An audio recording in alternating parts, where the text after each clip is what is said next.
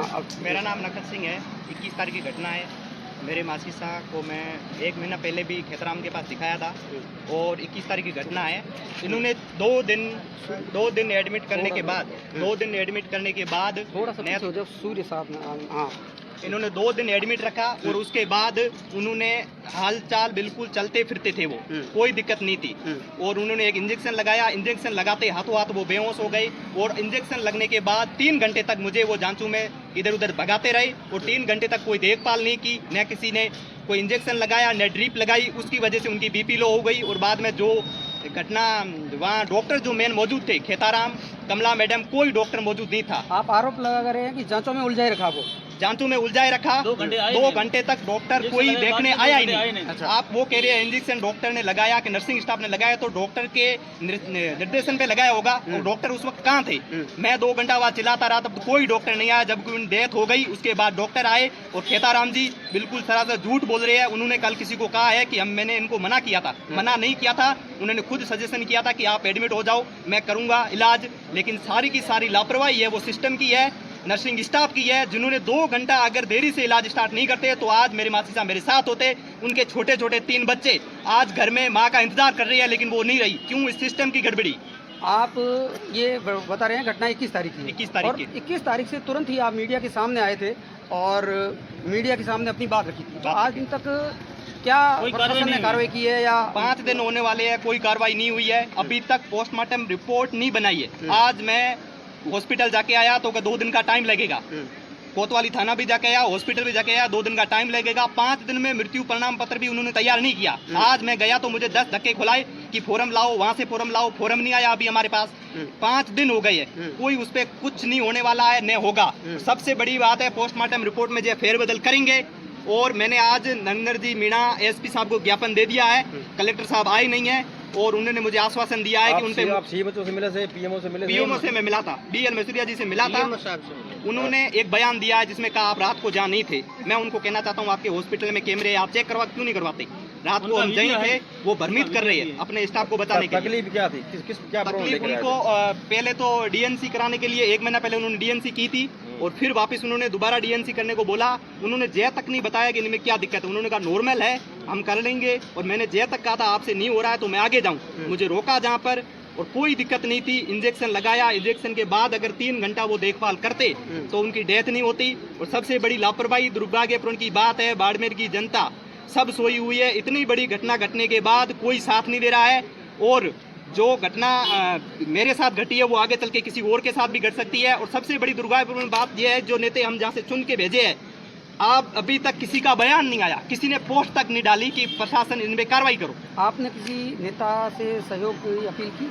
Appeal अभी तक सहयोग की मैंने की नहीं है। भाटी साहब आए थे, उन्होंने उस टाइम ये आश्वासन दिया कि हम पोस्टमार्टम रिपोर्ट आने के बाद कुछ कार्रवाई करेंगे, लेकिन अब पता चल रहा है कि पोस्टमार्टम रिपोर्ट इनके पक्ष में आएगी, हमारे पक्ष में नहीं आएगी। और जो प्रशासन को मैं खुली चेतावनी दे रहा हूँ, अगर निष्पक्ष जांच और उन बच्चों के लिए उन्होंने कुछ नहीं किया तो मैं अपनी देह त्याग दूंगा। क्योंकि वो मेरी उम्मीद से, मेरे मासी साहब मेरे साथ आए थे, मेरे माँ से बढ़ के थे और मेरी उम्मीद के साथ आए थे। मैं अपनी देह त्याग दूंगा कलेक्टर ऑफिस के सामने। अगर उन्होंने, प्रशासन ने जो कार्रवाई नहीं की, तो निष्पक्ष जांच नहीं की थी, अगर मुझे 1% भी लगा इसमें कुछ गड़बड़ हुई है तो मैं अपनी देह त्याग दूंगा। और प्रशासन, जो पुलिस वाले, जो डॉक्टर जिन इनके बीच में हुआ है, उन सब पे जो बाद में कार्रवाई हो गई। और खेताराम और कमला मैडम, जितने भी डॉक्टर बीएल मसूरिया है, सारे झूठे हैं। उनके लिए मुझे अगर जहां से न्याय नहीं मिला तो मैं हाई कोर्ट से लेकर सुप्रीम कोर्ट तक जाऊंगा। इंजेक्शन किसने लगाया था? नर्सिंग स्टाफ ने लगाया था या डॉक्टर लगाया था? नर्सिंग स्टाफ ने लगाया था, क्योंकि खेताराम बोल रहे हैं मैं उस दिन छुट्टी में था। तो वहाँ आपके निरीक्षण में डॉक्टर कौन था?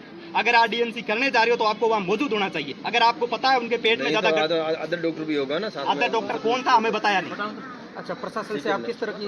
प्रशासन से हम इस तरह की अपील करना चाहते हैं कि जितना जल्दी हो सके 12 घंटे के अंदर पोस्टमार्टम रिपोर्ट मंगाओ, उसे देखो। और पोस्टमार्टम रिपोर्ट की बात छोड़ो, जिन जिन की लापरवाही हुई है, 2 घंटा किन किन ने नहीं देखा, जो नर्सिंग स्टाफ था उनके नाम जारी करो आप कि जय नर्सिंग स्टाफ था जिन्होंने देखभाल नहीं की। और बीएल मसूरिया जी जो बयान दे रहे हैं कि रात को जहाँ नहीं थे, कि कैमरे चेक कराओ, प्रशासन कहाँ सोया हुआ है, कैमरे चेक कराओ, सीसीटीवी कैमरे चेक कराओ, उसमें आ जाएगा हम रात को वहीं थे। और बीएल मसूरिया को तुरंत प्रभाव से हटाना चाहिए। और खेताराम, कमला मैडम जो डॉक्टर बाहर दुकानें चला रही है, उनकी दुकानें जब तक बंद नहीं होगी तब तक मैं लड़ता रहूंगा। उनकी दुकानें, कम से कम डॉक्टर खेताराम को मीडिया के सामने आके बयान देना चाहिए कि मेरी गलती है, उन्होंने मेरे सामने अपनी गलती कबूली थी कि हमसे गलती हो गई। ये किसने कबूली थी? ये कमला मैडम ने मेरे सामने नर्सिंग स्टाफ को बोला कि आपकी लापरवाही की वजह से जान गई था, मेरे सामने बोला था। और जय प्रशासन बिल्कुल ही धर्म में नहीं रहे। जब ये जो आप इंजेक्शन लगाया था उस प्रेजेंट उस टाइम में डॉक्टर कौन था वहाँ पे मौजूद, कौन था? वो लेडीज वार्ड था डिलीवरी वाला, उसमें मैं अलाउ नहीं था। हाँ भाई ये बात सही है, तो मुझे पता नहीं था अंदर कौन है, लेकिन मैं दौड़ता हुआ अंदर गया, तब नर्सिंग स्टाफ था। 2 घंटा तक वहाँ कोई डॉक्टर नहीं था। मैंने न किसी डॉक्टर को देखा न कोई वहाँ था। केताराम जी कह रहे मैं छुट्टी में था, तो आपने हमें निर्देश क्यों दिए? मैं आपके घर आया था तो आपने क्यों कहा कि आप एडमिट हो जाओ? कमला मैडम तो थे, वो मेरे आंखों के सामने उन्होंने कहा लापरवाही की वजह से हुआ है। और जय प्रशासन अभी समय रहते जाग जाए। सबसे बड़ी दुर्भाग्यपूर्ण की बात है कि सरकार सोई हुई है। सरकार की आंखें खुलेगी जिस दिन बड़ा हादसा होगा।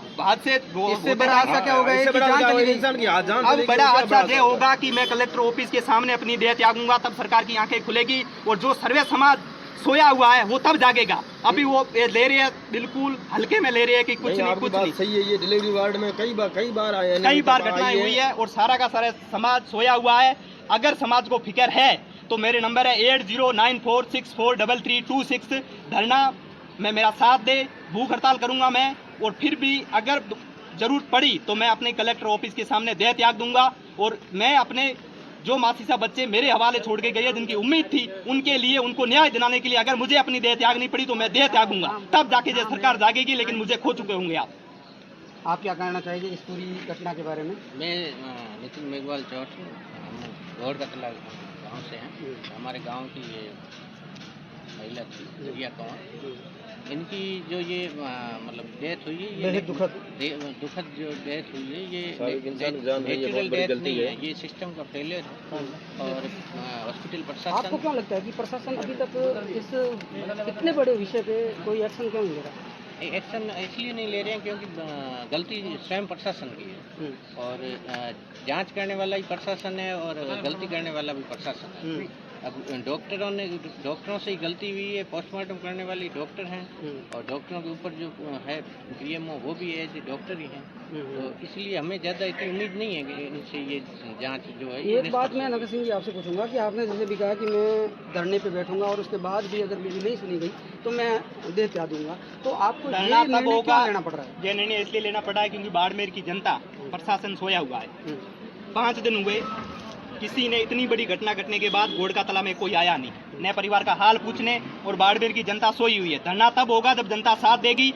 अगर किसी ने साथ नहीं दिया तो मैं अपनी देह त्याग दूंगा, फिर पूरा समाज जागेगा, सर्वे समाज जागेगा, फिर कुछ नहीं बचेगा। सरकार सोई है। जो भजनलाल सरकार है वो नींदू में है कि जय इतनी बड़ी बाड़मेर में घटना घटने के बाद किसी ने भी बयान नहीं दिया।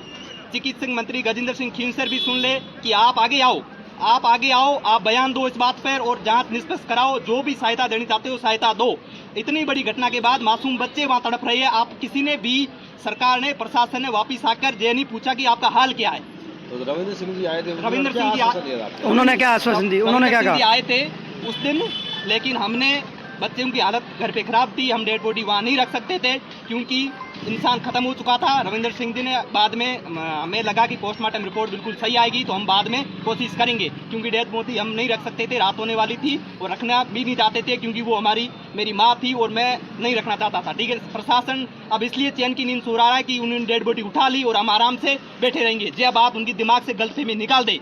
कलेक्टर टीना डाबी जी से मैं अनुरोध करना चाहता हूं, इसकी जांच निष्पक्ष की जाए। अगर आप जांच नहीं करोगे, धरना स्तर पे मेरा लोग साथ नहीं देंगे तो मैं देह त्याग दूंगा। और इसके पीछे सारे का सारा बाड़मेर प्रशासन, राजस्थान सरकार का पूरा होगा, जिम्मेदारी होगी, जिन्होंने 5 दिन बीतने के बाद भी कोई कार्रवाई नहीं की। ये नखत सिंह थे और ने बताया प्रशासन से 5 दिन, जैसा कि साथियों हमने इनसे बातचीत की है और ये जो तस्वीर है वो बाड़मेर कलेक्ट्रेट के आगे की दिखा रहा हूँ, जो काफ़ी दिन पहले जो अस्पताल के अंदर जो मामला हुआ था। एक प्रशासन समय रहते चेते और दोषियों